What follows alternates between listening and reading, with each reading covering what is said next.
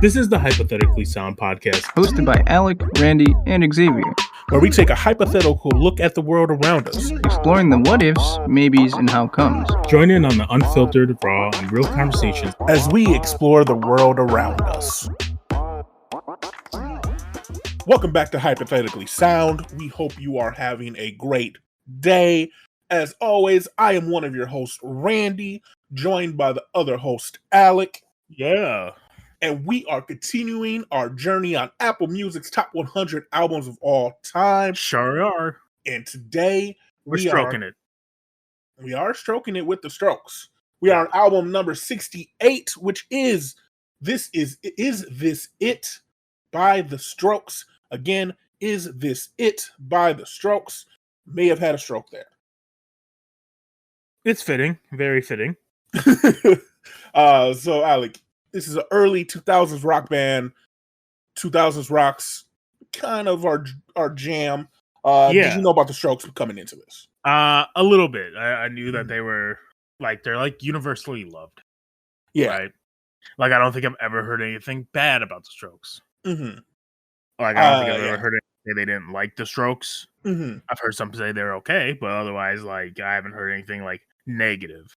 Yeah, I've heard coming into this that the Strokes are always mentioned as influencers of certain genres of rock, and people use them as the starting point to better bands that came after them, which usually happens when you are the pioneer of a genre or subgenre of a music genre.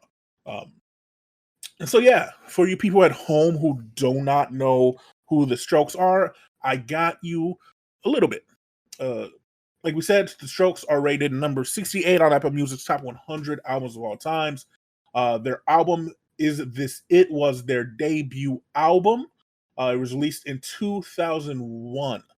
They are a seminal indie rock band. They are constantly described as the pioneers for garage rock and things of that nature. They are a modern, stripped down sound, so they don't use very much. For example, this entire album, they use the raw live takes of it while they're in the booth, so there is no engineering happening after the fact. They're lo-fi production. They're known for the catchy melodies. And as I said, they are often held as the cornerstone of indie rock, inspiring countless bands that we're going to actually listen to later on, like the White Stripes, the Arctic Monkeys, are all influenced by the Strokes. Mm-hmm. The Strokes, while not being commercially super successful, they went 1 times platinum in the United States. They charted at 33 on the U.S. Billboard. They did do good overseas. Their album actually released first overseas before the United States. Interesting fact. Their album was supposed to release on September 11th of 2001. Obviously, it did not release. It got pushed back to October, but they did still release it overseas first. And they did well. They did really well overseas. Like I said, charted number 2. But yeah, that is this band. It's worth listening. You get, if you've ever watched Scott Pilgrim, very reminiscent of that sound. Scott Pilgrim definitely took from the Strokes while making that movie and making their music. But that's what it is. If you've been to a high school talent show and you see a really good high school band, it's reminiscent of that sound, the indie garage band sound. Yeah. It was a really long way to say they sound like a garage band, but that's cool. Yeah, sometimes I'm long-winded. Yeah, a little bit. But are you ready to get into this 11-track album? Yeah. Okay, let's start with track number 1. The namesake track, Is This It? Yeah, man. And right away, you hear this. You can tell that it is not edited very much or whatever. Or I thought initially they put a canned filter over their vocals. Yeah. Because shitty 2001 mics. Yeah. Because the instrumental sounds fantastic. Yeah. But then the vocals don't. like they sound good, but they sound like not like edited into it, right? Mm-hmm. For example, if you're listening to our podcast, I don't use filters when I edit. Like, this is what we sound like in general through straight mic. That's what you're going to get from the album. And you can definitely tell that it is a 2001's mic. Even if it is a top-notch mic back in 2001, it is still not very good. And that's what they're known for, is their muffled voices. Like, you can still hear them clearly, but it sounds muffled. Yeah. But otherwise, like it's like you said, it has this very 2000s sound. It is a very 2000s rock sound. Yeah. It's a simple song. It sounds decent. It's nothing to write home about, honestly. Mm-hmm. But it's not bad at all. I gave it a 6 out of 10. But yeah, Alec, just like you said, there's nothing overly amazing about it. It sounds great. It sounds good. It sounds like 2000s rock. But like there's nothing that stands out. And you're gonna hear me say that almost in every track. So let's probably go pretty fast. Like I said, it sounds good. Nothing overly exciting. I gave it a 6 out of 10. Which moves us to track 2, The Modern Age. Yeah. I said, yeah, again, in my notes, it's just a simple 2000s rock. Like, I enjoy it. I think the best way to describe this album for me is it is an album I would put on while driving and then focus on driving and then go, oh, the album's already done. Like, I'll listen to it, I'll hear it, but I won't like process it. Yeah, that's super fair, honestly. I said this one had a little bit more oomph to it compared to the last one. And like at this point, you're starting to get kind of used to I put masking effect on his vocals. Yeah. But you're getting used to the sound of it. Mm-hmm. And there's a nice little guitar solo in there as well. Yeah, and that's what they're known for, is their riffs and just the swagger of the lead singer. He Mm. has a lot. He definitely has a lot. Especially for early 2000s, doing your own thing. He had a lot of swag. Yeah, I gave this a 6.5 out of 10. I gave it a 0.5 more than the last one. Yeah, I gave it a 6 out of 10. That There's only a few solo songs. put it up. Yeah, it's fair. It's fair. I'm sorry, I was just saying there's a few songs that I give above a 6. Okay. But overall, most of them are 6. Spoiler alert. Track number 3 is Soma. Mm-hmm. Just another chill song. Like nothing overly hype. Being a band that didn't want a lot of post-production, it makes a huge difference in how it plays. Like you get the instruments shining through without extra little things that don't need to be there plugged in, and so it was refreshing to listen to. Mm-hmm. Yeah, so I actually took notes on these songs, or a lot of them. Some of them I didn't take many. This is one of them. So this is the start of the album, part of the album where it feels like a lot of their songs could go like a step further to be like that thing, you know?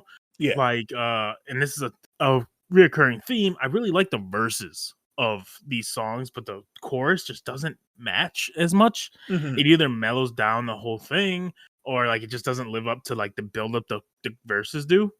Yeah, they're definitely and there's some awkward transitions from verse to chorus. Like there's choruses that I really enjoy on the album that I think amplify and is what I was looking for in 2000s rock. And but there are, like you said, verses that are better and the choruses just kind of awkwardly are there. Uh but like you said, it does feel a lot more mellow. And it is a very just chill song. I liked it a decent amount, to be fair, even with my gripes. I gave it a 7 out of 10. Again, like I said, I gave it a 6 out of 10. It's good. Like none of them are bad. Remember, 6 means I would listen to it if it came on my radio. I'm just not gonna go searching. There's other 2000s rock bands I would search for before that. Which moves us to track 4, Barely Legal. Yeah, this song's weird as hell, bro. Did you read the like the potential inspiration of this? I did not look at the inspiration. I was reading off of lyrics off of Spotify for this album. Okay, let me take care of Barely Legal. It's kind of that sounds weird. Pause. No, so if you look at the possible inspiration of this song, it's the fact that it is a known, like, infamy fact of the band that the dude's dad had an affair with a 16-year-old at the age of 41. Ooh. And the song is about an 18-year-old getting into some stuff with older men, right? Mhm. But like there might be a clear inspiration. Yeah. Um it has one thing the song does have for it though, it has like this 70 vibe to it while keeping the 2000 sound, which is really cool. Mhm. Other than that, I thought it was just okay. I gave it a 6.5 out of 10. Fucked up. Yeah, this album, I bet, sounds really good on a record player on vinyl. Mhm. That's what I got from this album and this song in particular. Like you said, it has that 70 vibe. It made me want to go put it on a vinyl. Uh, everything sounds good. Like I don't want to be a naysayer with these sixes, but everything sounds good. It's just nothing sounds amazing. Nothing sounds like I need to listen to it again. I gave it a 6 out of 10 again. Okay, Uh, yeah, that's totally fair. mhm. Which moves us to track 5, Someday. This is Uh, actually a song I've heard. yeah, I was gonna say this is the first song I knew, and I enjoy the song. Something about it scratches that itch I want from them. Mhm. I put like I have zero actual notes. I just put Mhm, actually heard the song, absolute banger, honestly, quick, simple, catchy, and it sounds super good mhm. in my opinion. Yeah, and I enjoy it. I enjoy it a lot, but it's still like while it scratches the itch that I want from them, it's not overtaking anything that I in the same genre that I would take over a different song that I enjoy. So I only gave it a 7.5 out of 10, but that's a 9 on a band that I actually fully enjoy, if that makes Mhm. any sense. Yeah, I guess.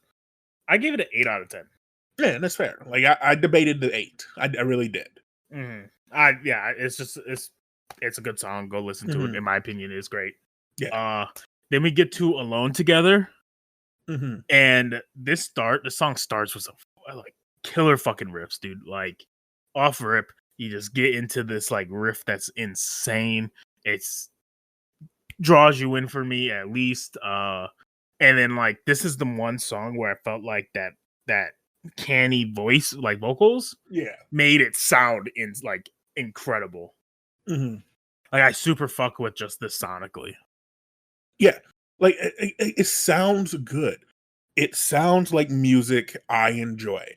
It sounds like music that I throw on a playlist and I'm happy about, but it's not anything that like a song comes on your playlist, you stop what you're doing and turn up the radio.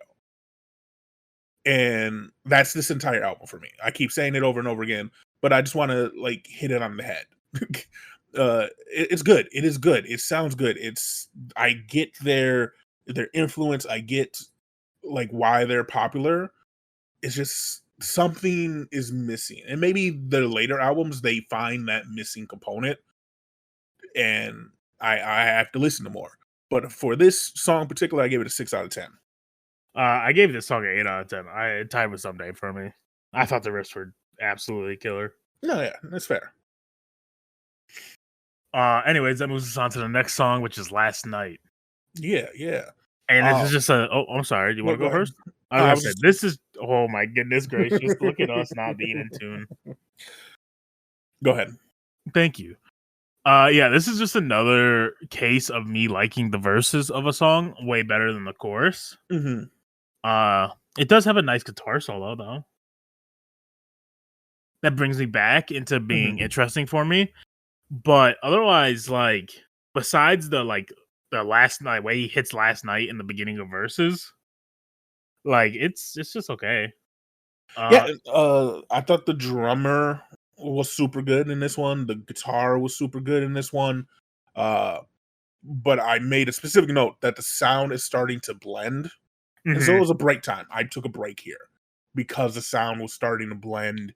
You listen to it for like at this point like 25 minutes, and like the singing has a very distinct sound that's like always there, a hum.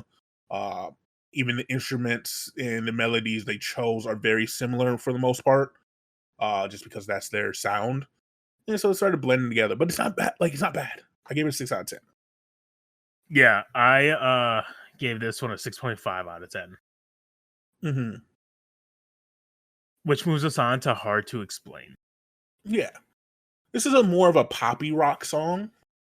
Uh this is one where obviously it's not hard to explain. It's about not like you listen to lyrics, it's just about them not fitting the mold that people expect them to be. Uh they like one of the lyrics is talking about how we have fame, you have fame, but we're not the same. Uh has good lyrics, good flow, good song. I enjoyed it. Yeah, like you said last time, you like songs are starting to blend for Hmm. you. It like I didn't take a break, so like the blending really happened in these last few songs for me. Hmm. And I thought I was all right. Like the instrumental and the chorus was decent, but the verses didn't do it for me, which was just an oddball of this Yeah. album for me. I ended up just giving this also a 6.5. Even though I just talked it up, I did also give it a 6.5 out of 10.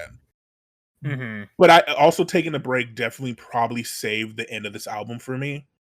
Because the end of the album has my highest ratings. Uh, which moves us to track 9, When It Started.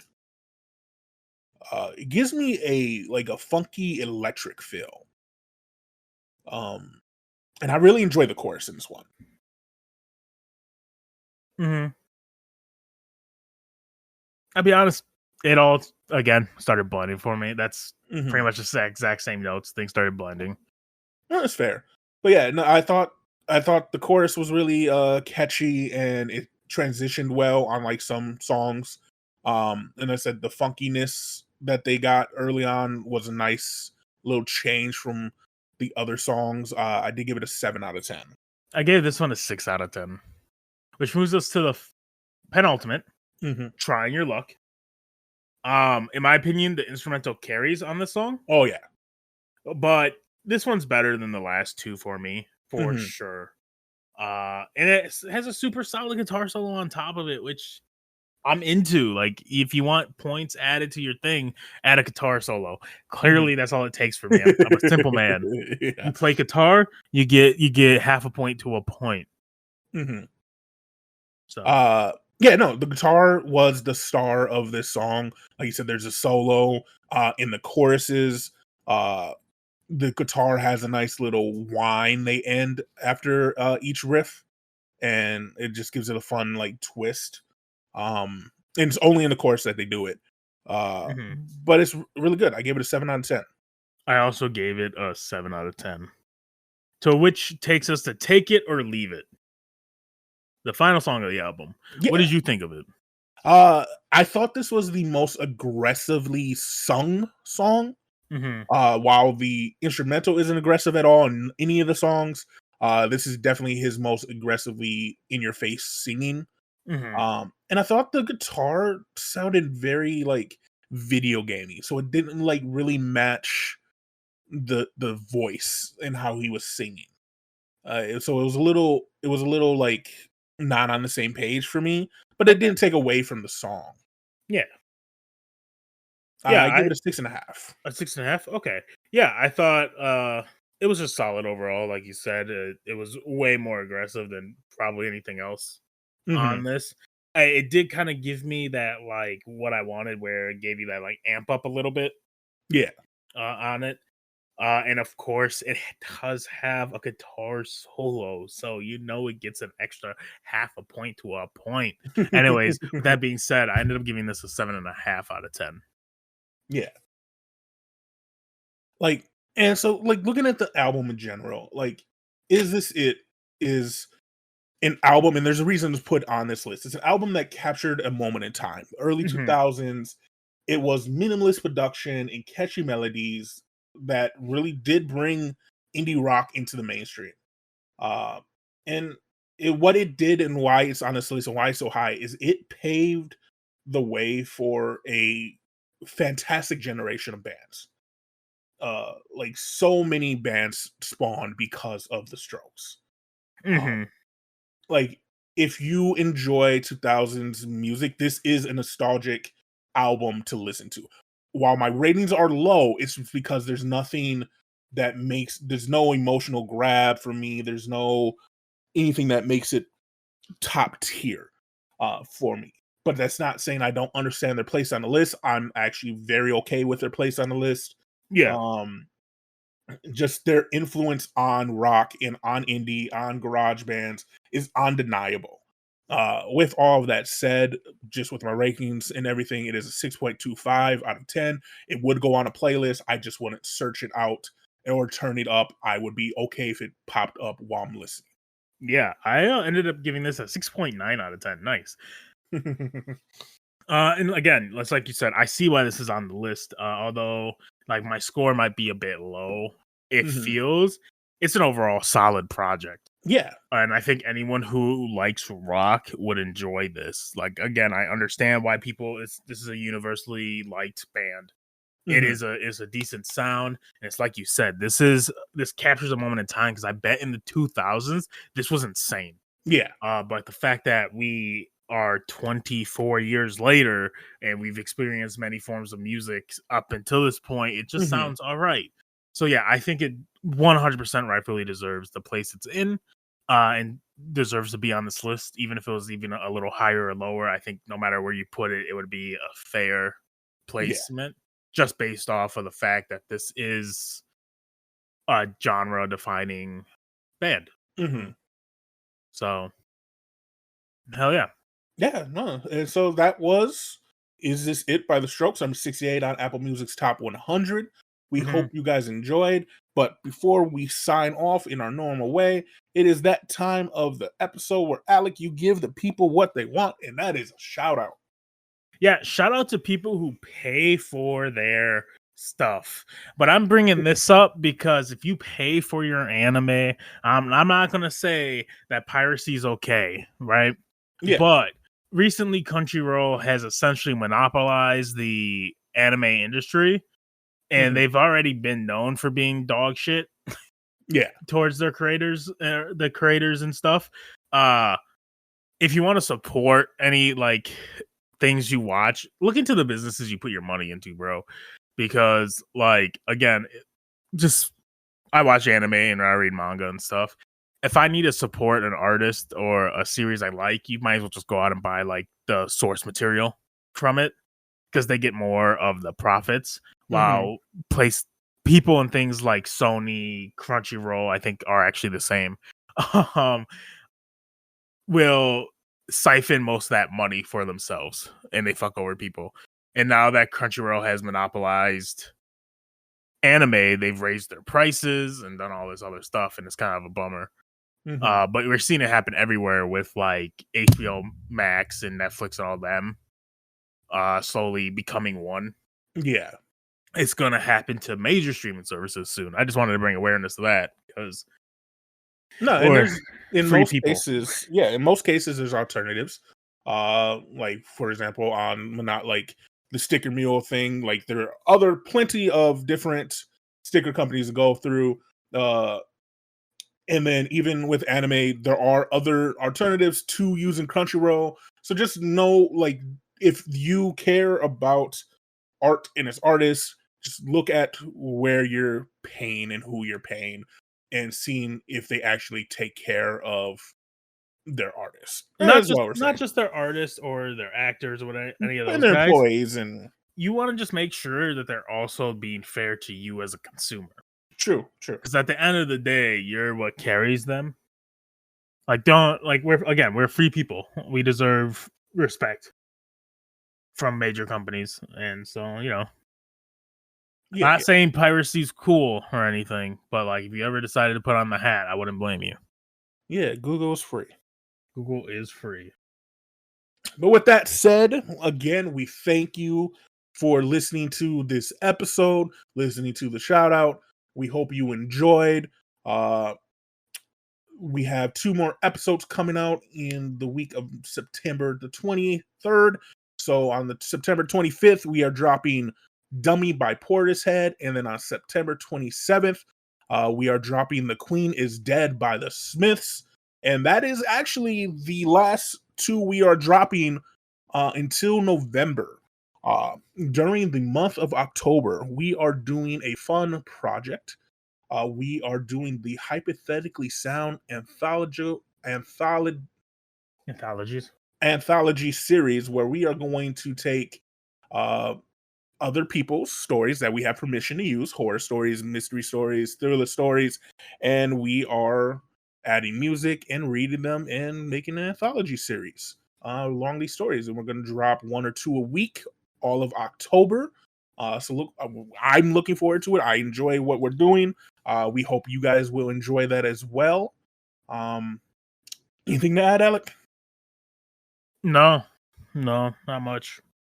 I think that's all good stuff you said. Thank you. Even though I messed up saying anthology, That's but fine. they're used to it at this point. Again, we thank you guys a lot. Follow us on all the social media sites, Hypothetically Sound, on anything that you're looking for. And until next time, we hope you have a great day. Deuces. Bye. Thank you for listening to Hypothetically Sound. We hope you enjoyed the episode. All episodes can be found at hypotheticallysound.podbean.com, as well as on Apple, Spotify, and Pandora. For full unedited video versions of the podcast, please visit us at youtube.com/hypotheticallysound.